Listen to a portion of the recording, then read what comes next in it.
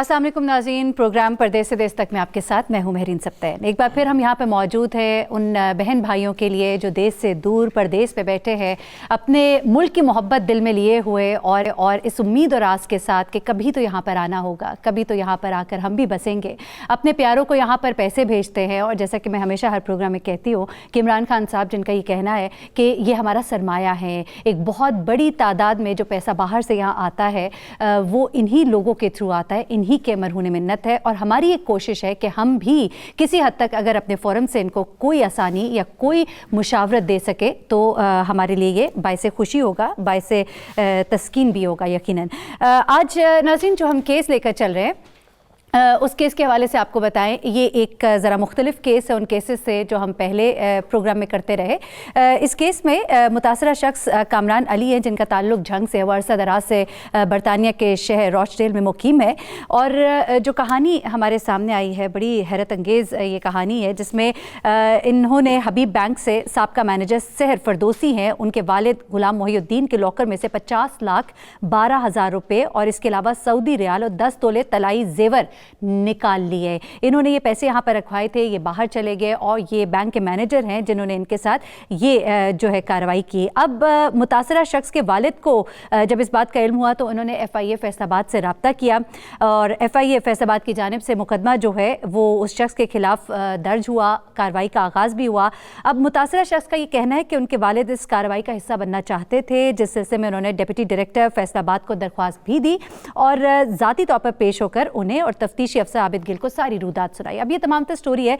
अब इसमें ये भी बात सामने आ रही है कि उनका ये कहना है कि जो FIA का शख्स जिससे उन्होंने रब्ता किया, FIA के एहलकार जिनसे उनका रब्ता हुआ, वो भी शायद इनके साथ मिल गए या जो कुछ भी हुआ, स्टोरी जो है वो अंदर की क्या है, ज़रा हम अदनान नूर नुमाइंदा झंग है, पहले उनसे जान लेते हैं। अदनान एक्सप्लेन कीजिएगा कि आखिर मामला क्या है। बैंक का मैनेजर इन्वॉल्व है, FIA का जो एहलकार है उनका ये कहना है कि वो भी इनके साथ मिल गया और शायद वो जो पेटी भाइयों वाली एक रवायत होती है उसके मुताबिक अब जो है इनका साथ देने से वो शायद बेबस नज़र आते हैं, साथ देना नहीं चाह रहे। मामला क्या है? जी बिल्कुल ये कामरान के जो वालिद हैं राना गुलाम मोहिउद्दीन, ये झंग में ताजिर हैं और इन्होंने अपना एक अकाउंट जो है हबीब बैंक की मेन ब्रांच जो यूसुफ शाह रोड पर है उसमें इन्होंने ये अकाउंट ओपन करवा रखा था, जिसके इन्होंने एक लॉकर भी ले रखा था और उस लॉकर में ये अपनी चीज़ें रखा करते थे जिसमें जेवरात भी थे और उसके बाद इन्होंने कोई 50 लाख के करीब उसमें अपनी अमाउंट भी रखी हुई थी और कुछ मकान की रजिस्ट्रियाँ वगैरह।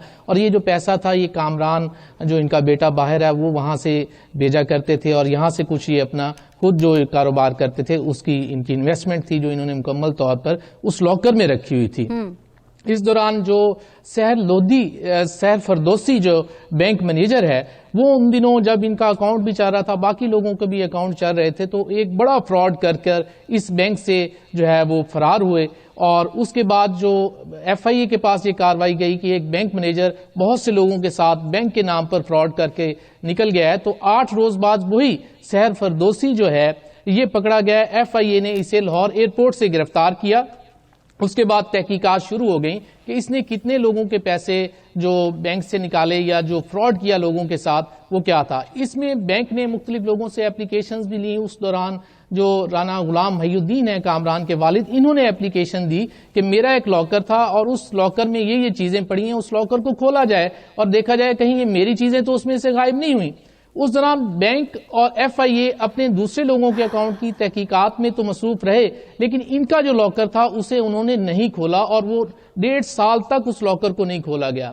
जब 1.5 साल बाद वो लॉकर खोला गया तो उसमें इनके जेवरात जो होने चाहिए थे वो वहां नहीं थे, ना वो 50 लाख रुपए की अमाउंट उसमें थी। इस दौरान बैकअप पे जो राना गुलाम मोहिउद्दीन है ये जब अरेस्ट हो गया सहर फरदोसी, FIA ने उसे अरेस्ट किया तो ये उसके पास जेल में जाते रहे और उससे मुलाकात करते रहे और जेल में वो इकरार जुर्म करता रहा कि मैंने जो आपके जेवरात थे वो भी उठाए थे और उसमें से क्या कहते हैं 50 लाख रुपया वो भी निकाला था, जबकि आपके डॉक्यूमेंट्स वहीं लॉकर में मौजूद हैं और इसकी फुटेज भी बाकायदा हमारे पास मौजूद है कि सहर फरदोसी बैंक मैनेजर इस बात को मान रहा है और वो एक्सेप्ट कर रहा है कि मैंने ये सारा फ्रॉड किया। और उसके बाद FIA के पास जब कार्रवाई गई तो राना मोहिउद्दीन साहब भी FIA के पास, इन्होंने भी कहा, बैंक को भी कहा कि मेरी कार्रवाई भी सुनी जाए मेरे पैसे जो हैं वो उस लिस्ट में शामिल किए जाएं जो इस बंदे से रिकवरी होनी है बैंक मैनेजर से।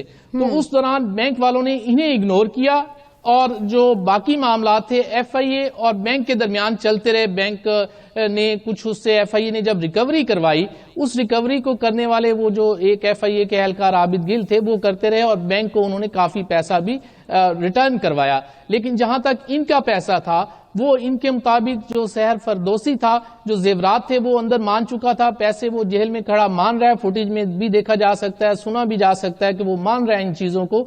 और उसने वो जेवरात बाहर एक अपने किसी भांजे के जरिए इन्हें दिलवा भी दिए और इन्हें ये कहा कि आपका 50 लाख रुपया जो था वो भी था, लेकिन क्योंकि मैंने एफआईए को रिकवरी करवा दी है तो आप उनसे जो है ना। अच्छा, यहाँ जरा ठहरिएगा अदनान, आप ये कह रहे हैं कि जेवर दिलवा दिया और पैसे जो है वो उसका कहना है कि एफआईए को रिकवरी दे दी थी, लेकिन यहां इन तक नहीं पहुंची, आप ये बात कर रहे हैं? जी जी, इन तक वो रिकवरी नहीं पहुंची। एफआईए को उस बंदे ने रिकवरी करवाई है और वो इस चीज को मान भी रहा है, फुटेज में भी मान रहा है कि मैंने रिकवरी करवा दी, और ये भी मान रहा है कि मैंने उस लॉकर में से पैसे उठाए। इन्होंने जो पैसे अगर लॉकर में रखे थे या जेवरात रखे थे तो ऑन बिहाफ बैंक रखे थे ना, कि बैंक के साथ इनका चल रहा था सिलसिला, उस बंदे के साथ तो जाती इनका नहीं था। तो इसका जिम्मेदार बैंक को होना चाहिए था कि लॉकर बैंक का है और बैंक ने मास्टर की इस मैनेजर ने उस वक्त इस्तेमाल की और उसने वहां से उसके पैसे निकाले और उससे जेवरात निकाले और वो इस चीज को एक्सेप्ट कर रिकवरी भी करवा रहा है कि जेवर दे दिए, पैसे मैंने जो है वो रिकवर करवा दिए एफआईए को। अब चाहिए तो ये था कि बैंक को कि इनकी इस दरखास्त पर एफआईए के जरिए जो रिकवरी करवा रहे थे इन्हें भी उसमें कुछ ये जब वाकया पेश आया, ये जो बैंक से चोरी हुई, कौन से सन की बात है? ये 2016 में हुई है। और क्योंकि जो मेरी मालूमात है, 11/11/2016, correct me if I am wrong, क्योंकि जो अभी तक जो मेरी तलात है, जैसे अगर मेरा भी कोई लॉकर है बैंक में तो उसकी एक मास्टर की तो मैनेजर के पास होती है, लेकिन जब तक कि वो कस्टमर की, कंज्यूमर की अपनी की उसमें ना डाली जाए तो वो मास्टर की बेकार हो जाती है, नहीं खोली जाती अनलेस आप लॉकर को तोड़वाएं। ये जो अभी नए लॉकर्स जो है वो इस बुनियाद पर चलते हैं, तो ये कौन सी ऐसी मास्टर की थी जिसकी डुप्लीकेट बुनियाद पे ही थे? हाँ, पुराने भी इसी बुनियाद पर थे, लेकिन इनके वाले साहब का कहना यह है, महिउद्दीन का ये कहना है कि इनसे बैंक मैनेजर ने उस फ्रॉड करने से कुछ रोज पहले इस बिना पर वो कॉपी जो की थी, जो इनके पास, इनके वालिद के पास थी, वो ली थी कि हमने कुछ रिपेयरिंग करवाने हैं लॉकर्स, तो आप जो है ना चाबी छोड़ जाएं और शाम को हमसे ये ले जाइएगा। यहाँ वक्त हुआ एक ब्रेक का, हमारे साथ रहिएगा।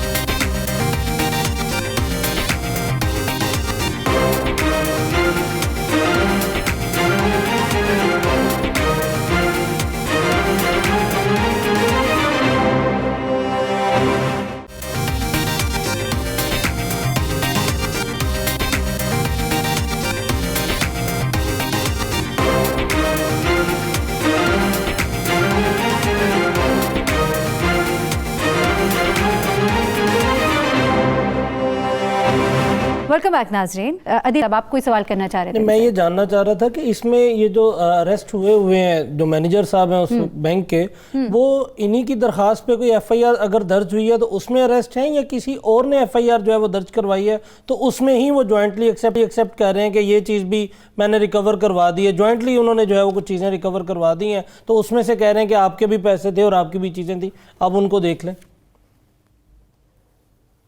अच्छा, इनका मामला क्योंकि बैंकिंग कोड के रिलेटेड है, बैंक में ये फ्रॉड बैंक मैनेजर ने किया और ये वो मैनेजर था जिसे बैंक 2 दफा अच्छी कारकर्दगी पर गोल्ड मेडल भी दे चुका था। हैरत की बात ये है, और वो फिर वही बंदा फ्रॉड कर रहा है बैंक के साथ। मैं वापस आती हूँ क्योंकि अभी और भी कुछ सवालात मेरे जहन में भी है, यकीनन वकील साहब भी आपसे पूछना चाहेंगे, लेकिन इस वक्त हमारे साथ राजा वाजिद नुमाइंदा मौजूद हैं 92 न्यूज़ के रोशल बरतानिया से।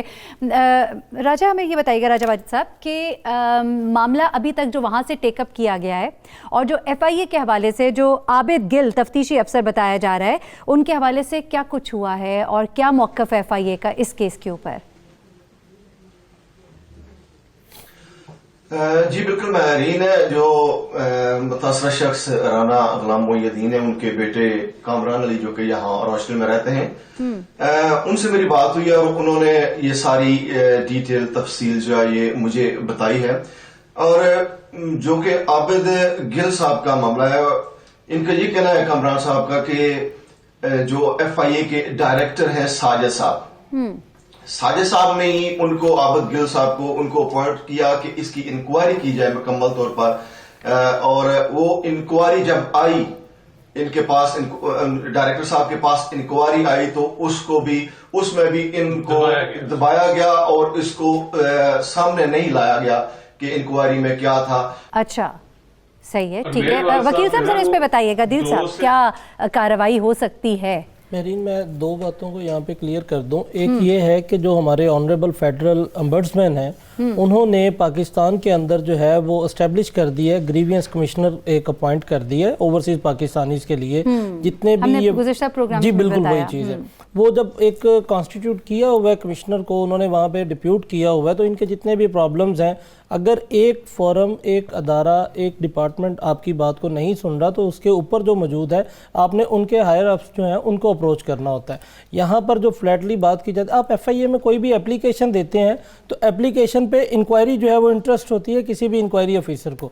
उसकी इंक्वायरी के बाद अगर आप अपने विटनेस को वहाँ पे पेश करते हैं और इंक्वायरी में आप अपने एलिगेशन को प्रूव कर देते हैं तो फिर उसकी FIR की रिकमेंडेशन दी जाती है। पहला तो प्रोसेस इसका ये आ जाता है FIR के अंदर, FIA में FIR दर्ज करवाने के लिए। अब दूसरे नंबर पे बात आ जाती है कि अभी तक ये चीज़ को क्लियर होना ज़रूरी है कि जो उस मैनेजर के खिलाफ FIR दर्ज हुई है, क्या वो इनकी कंप्लेंट पर है या बैंक ने खुद उसमें कंप्लेनेंट बन के FIR दर्ज करवा दी, या उसमें इन जैसे ही कुछ और इफेक्टिव हैं जिनकी जॉइंटली रिक्वेस्ट पे, जॉइंटली एप्लीकेशन पे FIR दर्ज हुई है, और उसके बाद जब इनके मुताबिक, अगर इनकी दरख्वास्त के मुताबिक कार्रवाई नहीं हो रही और इनकी दरख्वास्त पर मुकदमा दर्ज नहीं हो रहा, या कोई भी ऑफिस, कोई भी अदारा, कोई भी ऑफिसर इनकी बात को नहीं सुन रहा, देन इनके पास एक रेमेडी थी कि ये जाएं, क्योंकि जो 22A और 22B की पटिशन्स CRPC के तहत फाइल की जा सकती हैं वो इसीलिए हैं कि 22A क्लास 6 के अंदर उसके 3 इंग्रेडिएंट्स जो दिए हैं वो यही दिए हैं।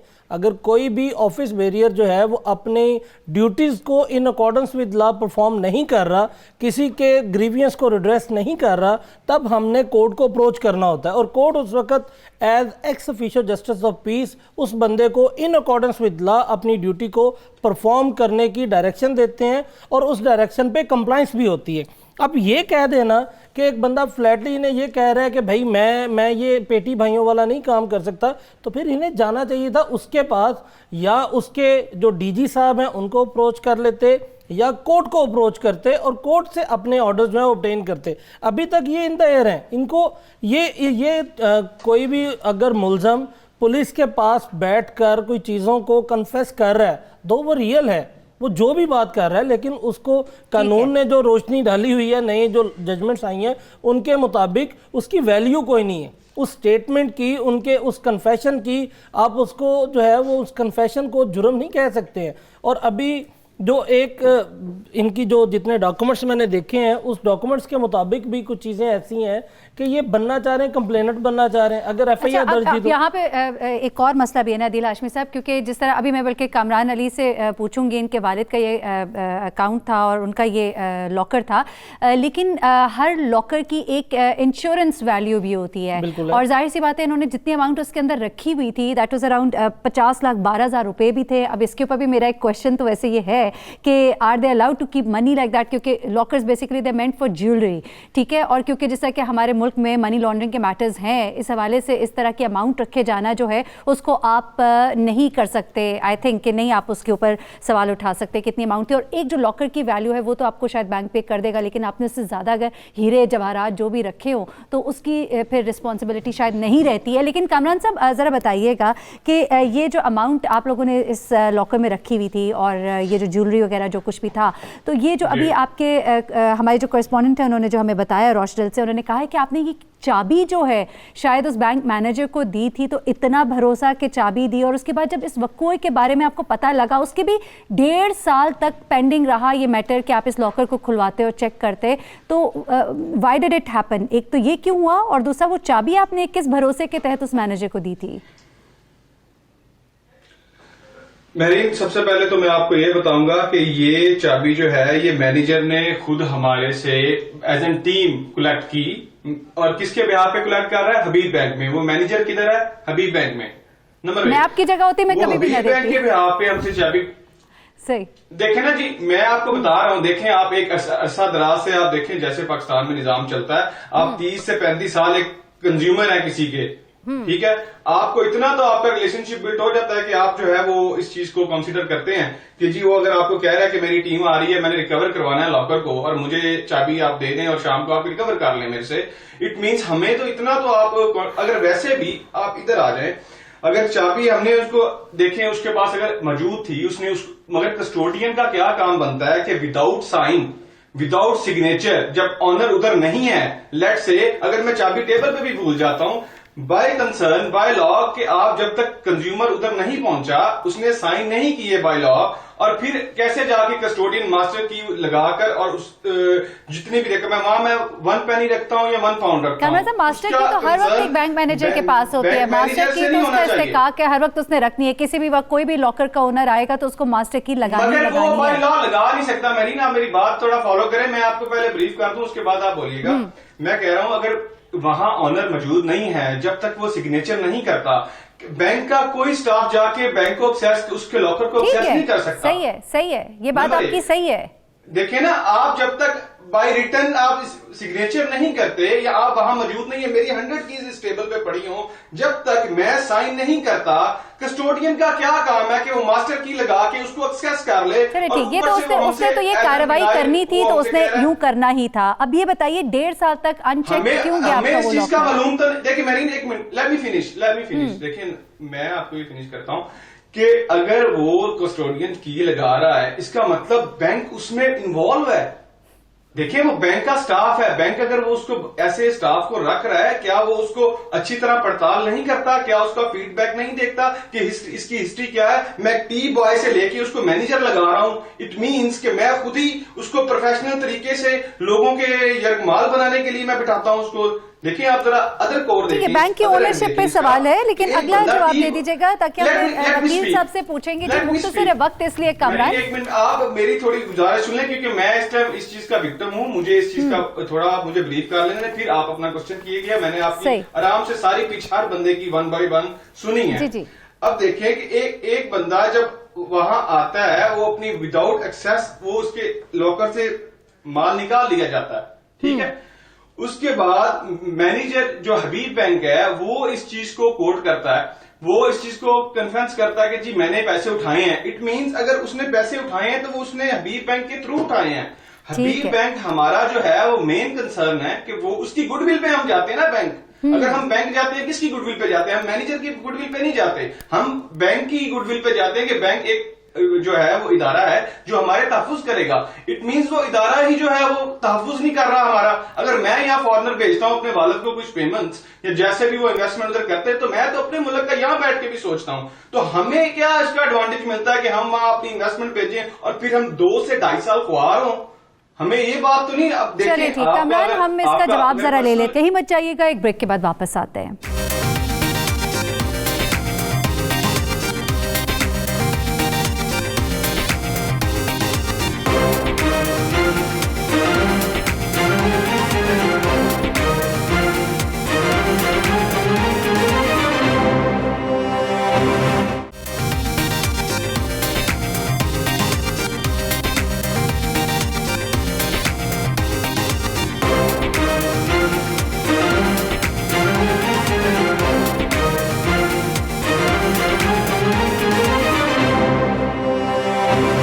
खुश आमदीद। अदील हमारे साथ मौजूद हैं, उनकी मौजूदगी का आप भी फ़ायदा उठाइए। जी अदील, मुझे पहले ये भी बता दीजिएगा, ठीक है वो बात कर रहे हैं कि बैंक की जो एक रेप्यूट है उसकी गुडविल पे हम बात करते हैं, बैंक की ओनरशिप पे बात करते हैं, लेकिन बैंक भी यहाँ पे ये सवाल तो उठा सकता है ना कि आपने चाबी उनको क्यों दी? वो उसका एक तरीका वारदात था, वो आपके पास आया और आपको उसने पता नहीं मुझे वर्ड यूज़ करना चाहिए कि नहीं, कि उसने आपको बेवकूफ़ बना दिया, आपसे ले गया वो, तो यहाँ पर आके बैंक का इस्तेकाक खत्म हो जाता है। Is it so not? और इसके ऊपर बैंक की क्या रिस्पॉन्सिबिलिटी है? बैंक की वो कामरान साहब बात बिल्कुल ठीक कर रहे हैं, इसमें बैंक की रिस्पॉन्सिबिलिटी बनती है। वो इसलिए है कि आप जब भी बैंक के अंदर वो इसलिए भी है कि बैंक के अंदर जितनी अमाउंट होती है उन्होंने भी आगे इंश्योर करवाई होती है, जितनी इंश्योरेंस पॉलिसी है कि अगर खुदा ना खास्ता कोई हादसा हो जाता है तो उस हादसे को उन्होंने जो है वो उसके लिए सेव हल क्या है इसका, ये भी इनको बताइए। मैं कुछ चीजों को मैं क्लियर कर देता हूँ। नंबर एक बात, मुझे एक बात करनी दीजिएगा, मेरा एक पॉइंट जी जी, मैं ये कहना चाह रहा था, अगर बैंक की वजह से हम वहां जाके हमने डिपॉजिट किया है अपना, हम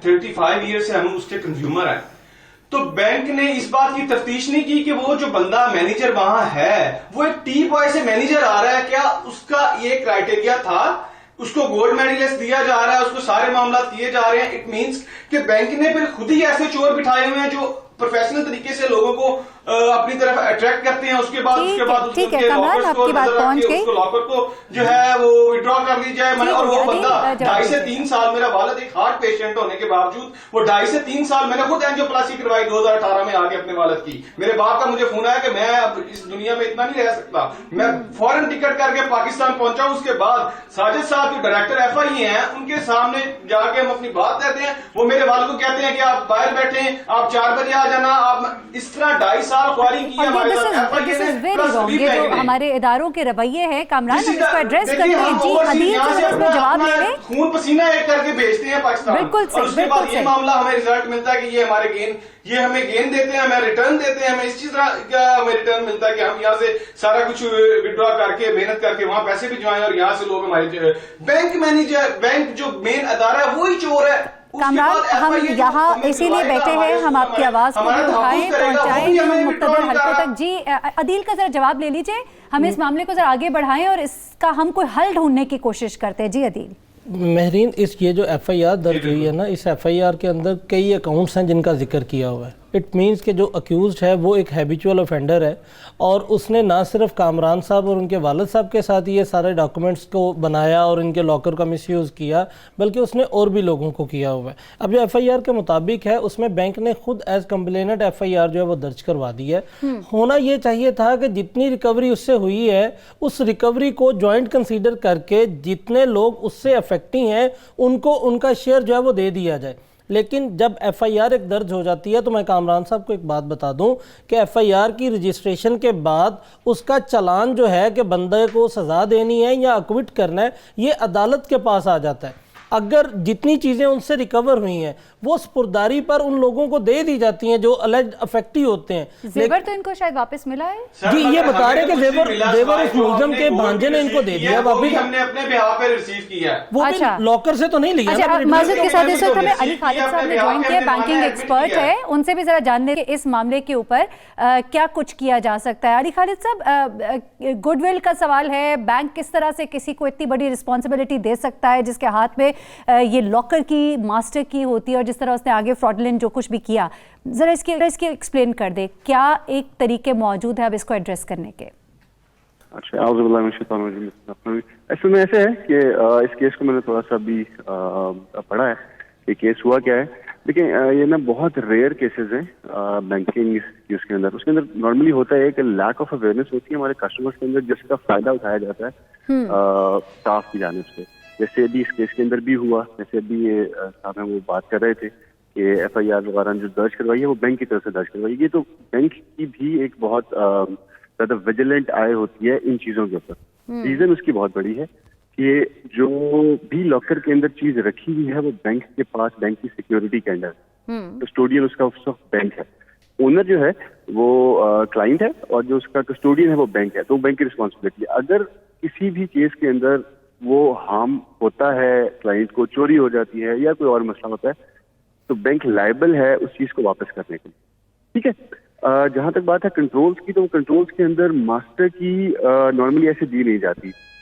इसके अंदर आई डोंट नो कि क्या उसकी कोई डुप्लीकेट की बनवाई गई। मास्टर की तो ऑलरेडी बैंक के पास होती है ना सर, आप बात जरा नोट करें कि बैंक के पास ऑलरेडी मास्टर की होती है, बैंक के पास क्यों नहीं सर, ऐसा नहीं है। जो क्लाइंट है, क्लाइंट को एक की दी जाती है, उसकी के बगैर लॉकर नहीं कर सकता। मुझे सर वेरी वास्ट सर वैसे भी अगर टू बी ऑनेस्ट कामरान साहब वो ये बात कर रहे हैं, उसी चाबी की बात कर रहे हैं जो आपने उस बैंक के ऑफिसर को पकड़ा दी थी, उसकी वो बात करें, मुंह से उनके शायद मास्टर की निकल गया।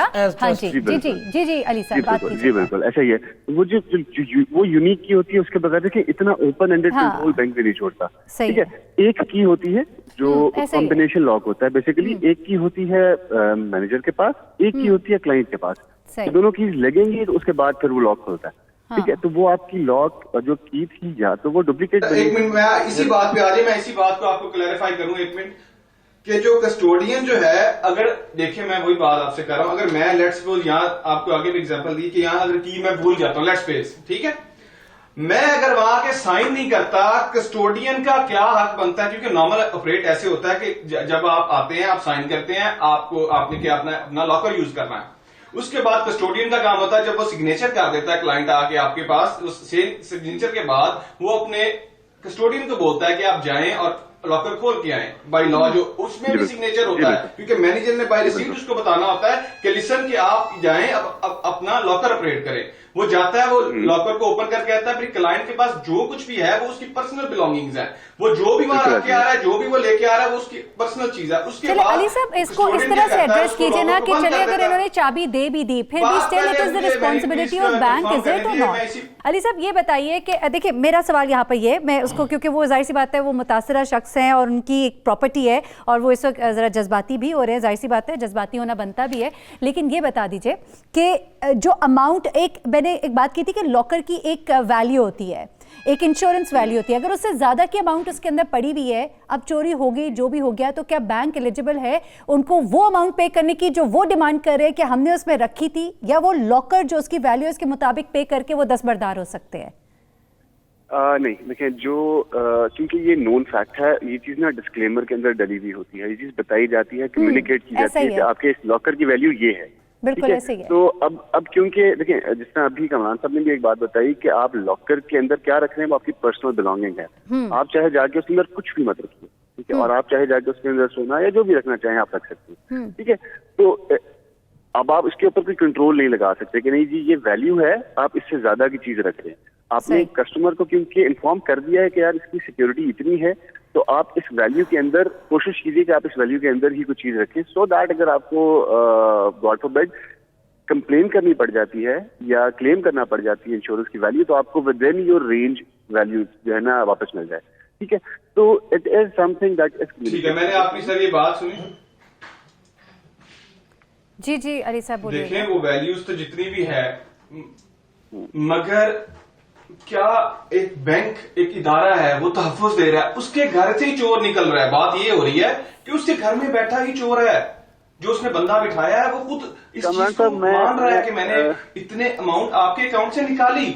इट मींस बैंक चोर अपने डिपार्टमेंट में चोर रख रहा है, जिन्होंने प्रोफेशनल का लबादा ओढ़ के और अंदर से वो चोरियां कर रहे हैं। ज़हनी परेशानी जो हुई उसका भी वैसे उसके ऊपर भी कोई सूट फाइल होना चाहिए, जैसे बाहर के ममालिक में होता है। देखिए मेरा डैड हार्ट पेशेंट हो गया है, पिछले 3 साल से हम तंग हो रहे हैं इस मामले में, मेरे हाथों में आ गया, मैंने खुद ऑपरेट कराया। जी जी, यहाँ वक्त हुआ एक ब्रेक का, हमारे साथ रहिएगा।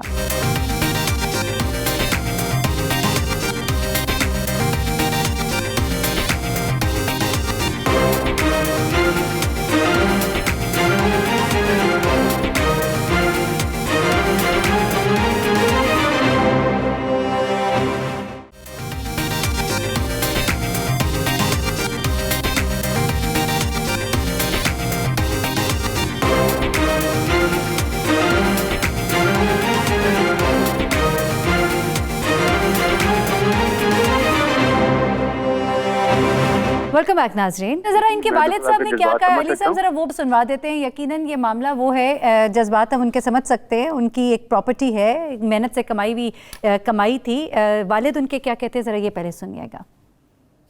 मेरा नाम राना गुलाम मुहीउद्दीन है जी, मैं शहीद रोड पे घड़ियों का कारोबार करता हूँ। मैंने कुछ पैसे हबीब बैंक में बतौर अमानत लॉकर में रखे और हबीब बैंक मैनेजर ने मेरे से उस रखी हुई रकम का इल्म होने के बाद कुछ दिन बाद वो बैंक से फ्रॉड करके भाग गया, जो कि करोड़ों रुपया रकम लेके चला गया। 15, 11, 16 को मैंने एक एप्लीकेशन दी जिसमें अपने नुकसान की तफसील और उसमें रिसीविंग मैंने ले ली है। 5:45 पे मुझे रिसीविंग मिली है। उस रिसीविंग में मैंने अपने नुकसान की तफसील वादा की है, लेकिन उन्होंने नई एक FIR में मेरे नुकसान की तफसील ज़िक्र ना किया। बदनीति से एक नई FIR साजबाज FIA मुलाजम से होकर उन्होंने ये नई FIR में मेरी नुकसान की तफसील ना लिखी और बरामदगी में करोड़ों रुपए बैंक ने वसूल किया और लोगों को लेन देन किया, जबकि मेरी रकम को खुर्द-बुर्द करने में मुआवनत की हबीब बैंक प्लस FIA। चलिए ठीक है, ये आपने सुना जो उनके वालिद साहब इस वक्त कह रहे थे। सारी डिटेल्स हम शेयर भी कर चुके हैं, मज़ीद आपने उनकी ज़ुबानी भी सुन लिया। अदील हाशमी साहब, आप कुछ कहना चाह रहे हैं?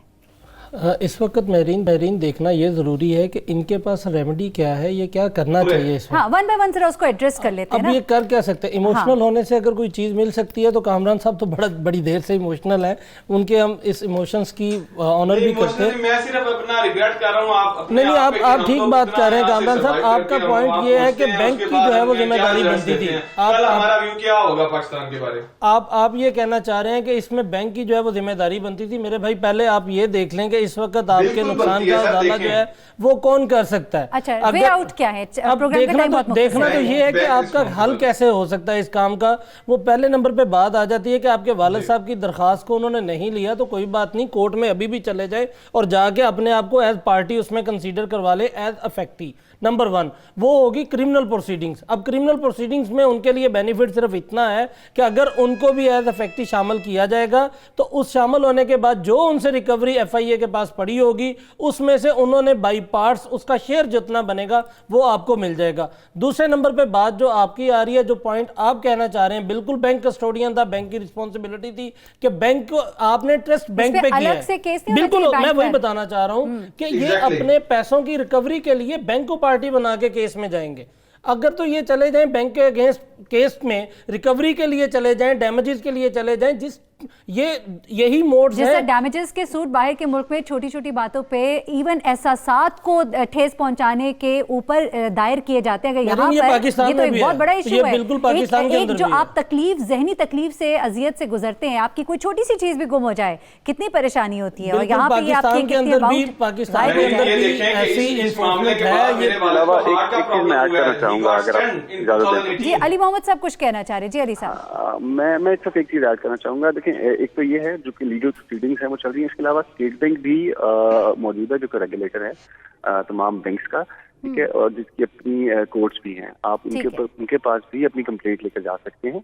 आप उनके पास भी अपनी कंप्लेंट। एफआईए का अपना, मैंने जो पहले बात हमने शुरू की है उस बात में ही ये कहा कि एफआईए में भी ओवरसीज पाकिस्तानीज के लिए कमीशन जो है वो कॉन्स्टिट्यूट। लेकिन एफआईए तो यहाँ पे मैं ये भी बताती चलूँ कि हमने चाहा था कि additional director FIA Faisalabad region वो हमारे साथ यहाँ पे मौजूद होते।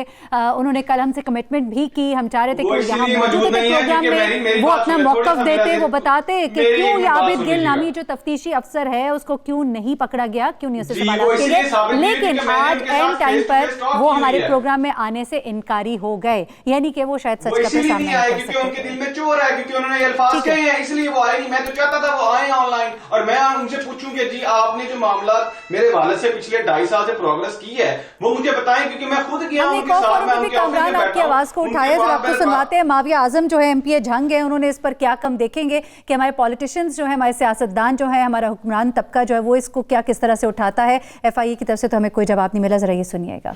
बहैसियत एक सियासी कारकुन के हमारी ये सियासी जिम्मेदारी है कि हम जो कोई आदमी हमारे पास सवाल लेके आए किसी तकलीफ़ में, हम उसकी हेल्प करें। तो मेरे पब्लिक सेक्रेटरीट में राना मोहिउद्दीन साहब, हमारे शहर के एक बुज़ुर्ग ताजर हैं, वो आए और उन्होंने मुझे अपना मसला बयान किया कि मैंने हबीब बैंक में अपने लॉकर में एक खतीर रकम रखी हुई थी और उसमें मेरे कुछ कीमती धात से बने हुए कुछ ज़ेवरात थे या कुछ दीगर चीज़ें भी थी। बाद में फिर तहकीकात का दायरा वसी हुआ तो पता चला कि उसमें बैंक मैनेजर इन्वॉल्व है।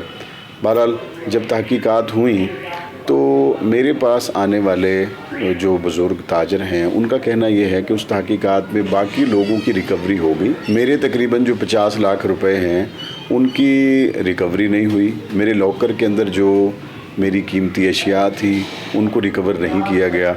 ज़ाहिर है कि ये तकलीफ़ दह बात थी। तो मैंने उनके कहने पर कि मैं आपकी क्या हेल्प कर सकता हूँ बहैसियत एक सियासी कारकुन के, तो उन्होंने कहा आप एफआईए के इस्लामाबाद की सतह के जो बड़े ज़िम्मेदारान हैं उनसे हमारी बात करें। मैंने बाहर इस्लामाबाद में रब्ता किया।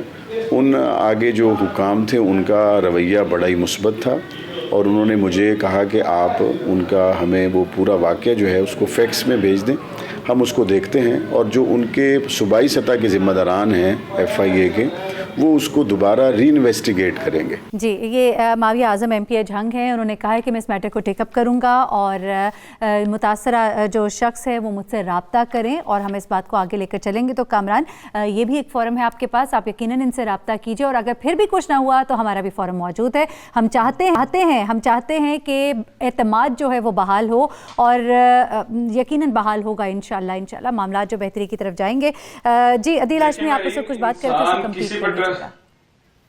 मुझे कामरान साहब अगर इजाज़त दें तो मैं बात को कंप्लीट कर देता हूं कि कामरान साहब आप इस वक्त अपने मामलात को कैसे देख सकते हैं। एज ए लॉ एक्सपर्ट मैं जो आपसे कुछ गुजारिश करूंगा वो सिर्फ इतनी ही है कि क्योंकि मुकदमा दर्ज हो चुका हुआ है, अब कानून में ये बना दिया गया, सुप्रीम कोर्ट की तरफ से ये चीज़ें मेंशन्ड हैं कि एक वकूए के हवाले से एक ही FIR दर्ज होती है, उस FIR को नए सिरे से या एक ही अक्रंस की दो या उससे ज़्यादा FIR नहीं जो है वो रजिस्टर्ड हो तो सकती फिर अब क्या करें? अब इनके पास इख्तियार था कि जो इंक्वायरी ऑफिसर, जो इन्वेस्टिगेशन ऑफिसर अपनी ड्यूटीज को perform in accordance with law नहीं कर रहा, उसके हाई अप्स को अप्रोच कर लें और कर लिया, कोई जवाब नहीं आया। नहीं, उसके अभी तक उन्होंने प्रॉपरली नहीं किया हो ना, उसको हमने बुलाया, कोई नहीं आया। नहीं, वो डायरेक्टर है ना, आप DG को कर सकते हैं, DG को कर सकते हैं। और उसके अलावा मैंने जो बात पहले की थी कि इनके लिए कमीशन उन्होंने कॉन्स्टिट्यूट किया, उसको अप्रोच करें। फिर भी अगर बात नहीं सुनी जा रही तो फिर कोर्ट्स जो हैं वो इनके लिए मौजूद हैं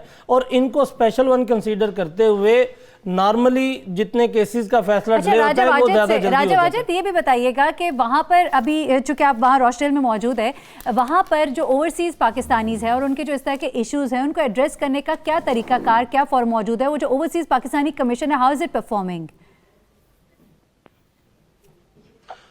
जी, जहाँ तक पाकिस्तानी कमीशन की बात है तो यहाँ पर पिछले दिनों भी जो एक मिनिस्टर साहब हैं वो ओवरसीज के वो आए हुए थे, तो उन्होंने कहा है जी कि हम यहाँ पर कोशिश कर रहे हैं कि जो गवर्नमेंट है इस वक्त के हर एक मुल्क में और हर एक उसके जो बड़े शहर हैं, सिटीज हैं, वहां पर अपना दफ्तर बनाए और जितनी भी शिकायत हैं वो हम यहाँ पर सुने और उनका यहाँ पर ही अपॉइंट करें, उनके अजाले के लिए जितना भी हमसे मुमकिन हो सकता है हम करें। तो देखें अब ये गवर्नमेंट की बातें हैं या उन पर अमल दरामद होता है, क्या करते हैं। अच्छा, ठीक है, यानी कि कोई वाज़ेह पिक्चर नहीं नजर आ रही है मुझे वहाँ पे कुछ इस इसमें तरह आप का। सिर्फ अदालत पे ट्रस्ट कर सकते हैं, आप गवर्नमेंट के जो नुमाइंदे उनका इख्तियार नहीं बनता ना। क्यों अली मोहम्मद साहब, ओनली अदालत जो है वही एक लास्ट फोरम है या और भी कुछ फोरम्स ऐसे मौजूद है जहाँ पे इसे एड्रेस करें? असल में देखें, थोड़ा सा ना केस इसलिए कॉम्प्लिकेटेड है क्योंकि अब ना ये लीगल प्रोसीडिंग्स में जा चुका है। ठीक है, नॉर्मली बैंक्स जो हैं वो अगर इस तरह की कोई चीज करते हैं तो वो रिकवरी करवा कर उसके बाद फिर जो बिलोंगिंग्स हैं, जो इंश्योर्ड मनी है, वो जो अफेक्टिव है उनको वापस कर दी जाती है। ठीक है। और अपनी ओन के ऊपर ये भी एक प्रोसीजरल मैटर है कि अगर बैंक का कोई एम्प्लॉई किसी इलीगल एक्टिविटी के अंदर बैंक पकड़ता है फ्रॉड के केस के अंदर, तो वो उसके खिलाफ लीगल प्रोसीडिंग लेकर चलता है। ठीक है, ये एक प्रोसीजरल मैटर है, ये हर बैंक के अंदर एक प्रोसीजर है और स्टेट बैंक की तरफ से भी ऐसी है। ठीक है, लेकिन अफेक्टिव जितने भी है ना बैंकिंग के, उनके पास सिर्फ एक ये फोरम नहीं है, एक FIA है और वो सारा कुछ है, वो रिकवरीज हैं और लीगल प्रोसीडिंग है। उसके अलावा क्योंकि बैंक के अगेंस्ट भी आपकी कुछ क्यूरीज हैं, आपकी कुछ इश्यूज हैं, you can go to State Bank as well. I am repeating it because कि स्टेट बैंक में वो एक ऐसा फोरम है जो बैंक्स को रेगुलेट भी कर रहा है, कंट्रोल भी कर रहा है और उनकी पॉलिसीज हैं जो कि बेसिकली यहाँ पर इम्प्लीमेंटेड है। ठीक है, तो आप उनके पास भी लाजमी जाएं, उनके पास अपनी कंप्लेंट लाजमी दें कि जी ये बैंक है, ये है जो व्हाटसोएवर द बैंक इज और ये मेरे साथ इशू हुआ है, तो मुझे जो मेरी अमाउंट है वो वापस नहीं दी। कुछ रिकवरी आप कह रहे हैं कि वो किसी पर्सनैलिटी से हुई है, किसी एक बंदे से हुई है, वो FIA के थ्रू नहीं हुई। Correct me if I am wrong. उसका जो है भांजा है, जो साहिब फिरदौसी मैनेजर का भांजा जो है उससे रिकवर किया, उसकी रिकॉर्डिंग भी हमारे पास मौजूद है। मगर हमें मकसद ये है कि बैंक जो है, देखिए आपकी बात बिल्कुल ठीक है। आप जो कह रहे हैं ना कि बैंक, आप क्योंकि इसमें बैंक को पार्टी बनाना चाह रहे हैं, आप कह रहे हैं कि बैंक की तरफ से कोई इस तरह की चीज, आपकी शिकायत बैंक से है तो आप सर बनता ही वो है, बाय लॉ भी कोई बनता है, उसके बाद FIA आता है। अब सर मैं आपसे वही अर्ज कर रहा हूँ कि अगर आप बैंक पार्टी है तो आप पहले जो उसका रेगुलेटर है उसके पास जाएंगे, वो फिर आगे FIA को इंगेज करना है, पुलिस को इंगेज करना है, कहाँ इंगेज करना है वो फिर आगे फर्दर प्रोसीडिंग है। बट क्योंकि अब पहले FIA इन्वॉल्व हो चुका हुआ है देखिए जी, और आपका जो केस है वो लगा हुआ है, तो आई स्टिल रिकमेंड यू कि आप अपनी ये complain state bank of Pakistan के पास लाजमी रजिस्टर करवा दें। चलिए ठीक है अली मोहम्मद साहब, चूंकि प्रोग्राम का वक्त खत्म हो गया, कामरान अली आप हमारे नुमाइंदे अदनान नूर हमारे साथ मौजूद थे, राजा वाजिद मौजूद थे, अदिल हाशमी हमारे साथ स्टूडियोज़ में मौजूद है, आप सबका बहुत बहुत शुक्रिया।